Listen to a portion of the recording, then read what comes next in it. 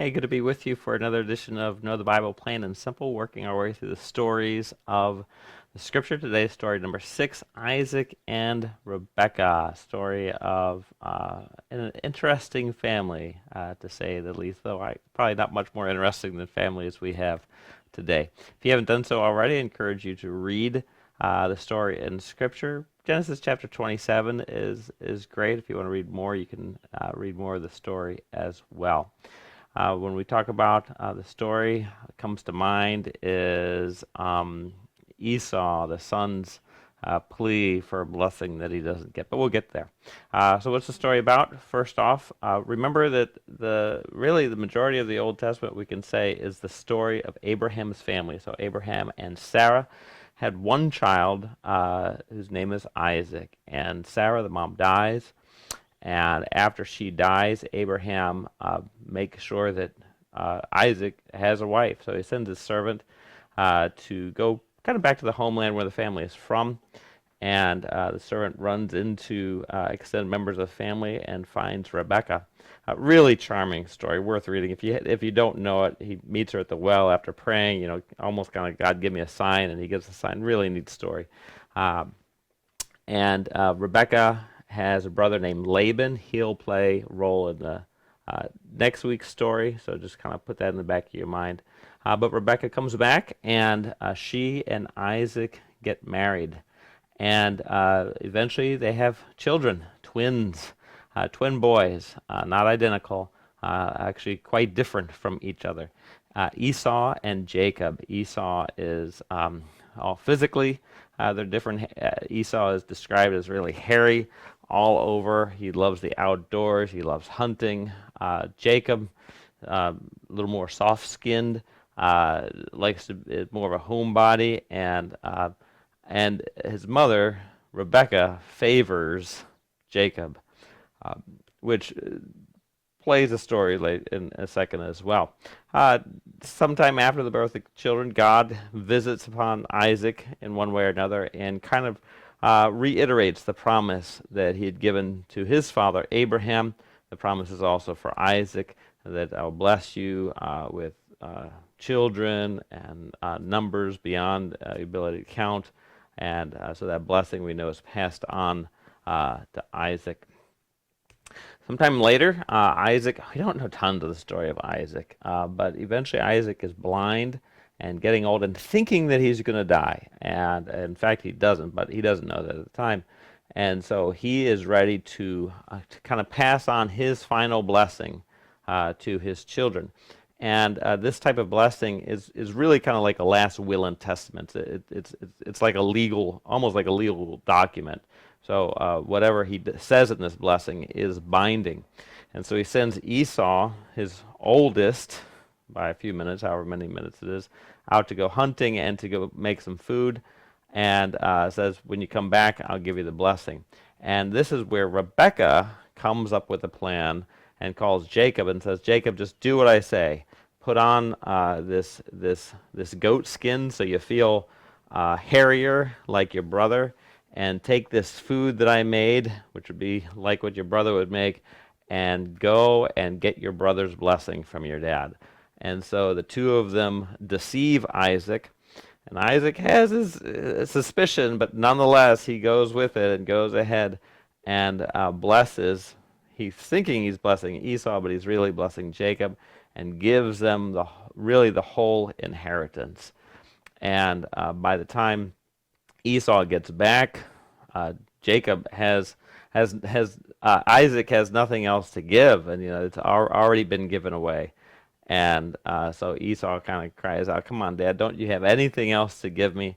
And the truth is, not really. He doesn't. That's probably all you need to know now. Isaac plays a little bit of a role later on because, again, he doesn't die, even though this blessing, this legal document has already been signed, as it may be. So we will see him next week. But today, there's probably enough information. Interesting things about this story. Let me put up there, Isaac blesses.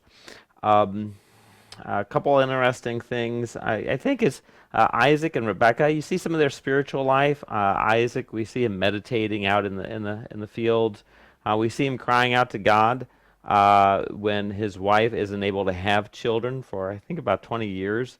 They're waiting to have children, and she can't. Finally, she does. We see Rebekah, too, praying to God because when she's carrying the children, they seem to be tossing and turning inside of her, and she's like, Lord, what's going on? And the Lord kind of gives her the message, hey, well, this is really two nations that are fighting each other, and the older one is going to end up serving the younger one. So that's kind of neat that we see some of their spirituality. We also see the role of food, and that's why I got a picture of food behind me. Plays two role twice in the story. One is Jacob and Esau.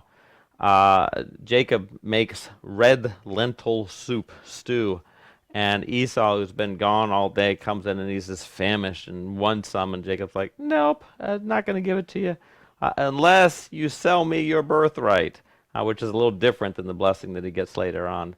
And Esau, who didn't really care, Esau was one of these, like, he did the right thing, but he wasn't really in it. So finally, he's sure, I'll take my birthright. Give me this. Give me the lentil soup. Then the other time, of course, is the story that I shared where the food comes into play at the end, which kind of helps trick Isaac into giving all the inheritance to the wrong one of his sons. How does Jesus come into this? Different ways. But I guess what I like is thinking about this in light of a parable that Jesus shared about a father with two sons. The younger son wanting the inheritance, and indeed being given the inheritance and leaving town, which we'll see Jacob is going to end up leaving town, but we'll get that next week. And then that son comes back, and if you remember, sometimes we call it the parable of the prodigal son, or the father's love, or the parable of the father with two sons.